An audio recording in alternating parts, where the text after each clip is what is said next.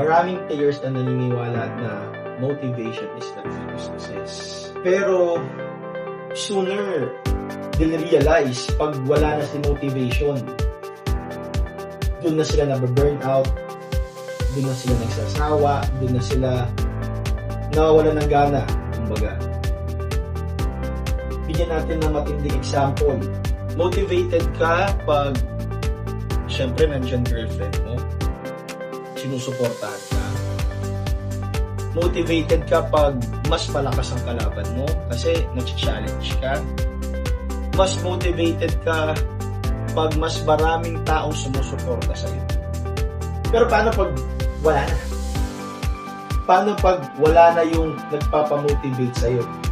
Ito ang hindi ma-realize ng ibang players na discipline pala ang kailangan nila. Kahit ayaw mo nang gumising ng maaga, ayaw mo nang pumunta sa practice, ayaw mo nang mag-training. Kasi kahit ayaw mo nang gawin, pero alam mo, kailangan mo. Yung discipline ang magbibigay sa'yo ng lakas ng loob hanggang sa huli. Kung kaya mo ng pareho, much better.